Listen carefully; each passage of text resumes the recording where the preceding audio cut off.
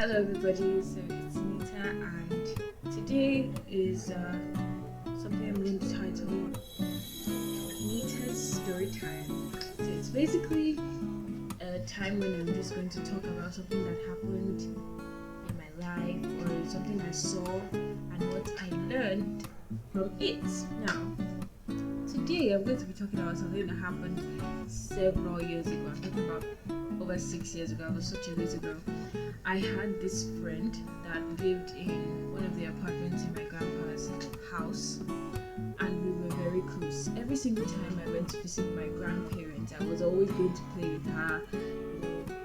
We were inseparable. We always used to play together. This particular day, we went to visit my grandparents, and definitely I went to her apartment. And her mom just stopped me and she was like, "Oh no, you can't enter the house." I said, "Why?" She said she has chicken pox. Her name was Precious. She said Precious has chicken pox. And I was like, "What's chicken pox?" She said, "You explained." And then I was like, "I still want to play with her." She said no. She was so adamant. And then I just ran into the house, into her room, and I saw her with the chicken pox, but yet I decided to play with her. So for the rest of the day, I was with her, I was playing with her and everything, and we left. And I think about 2 days after, I saw a bump on my hand. It was here.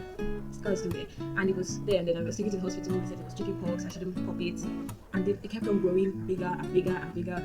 And I was so careful not to pop it. But there was this particular day I was sitting around, I think I was lying down sitting. My sister was such a baby then. And she thought it was like something she could play with. And she just popped it. And that was how I got chicken pox. It was not an interesting experience, but I passed through it. But it's actually not the chicken pox that I'm concerned about. It's actually what I learned from that whole thing that happened.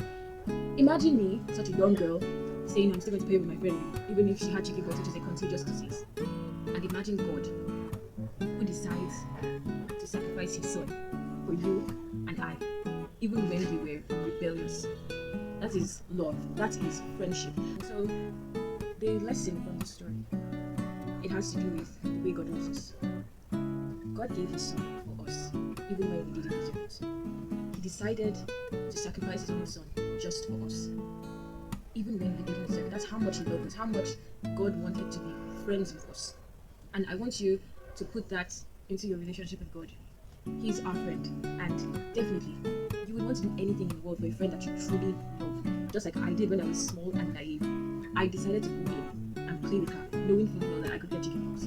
Imagine if you do something like that concerning your relationship with God. We are friends with God. We should be able to sacrifice for him. We should be able to do things even if it's inconvenient for him. That is just all I wanted to say. So thank you for joining me on Nita's Story Time. Next week's one is going to be very funny.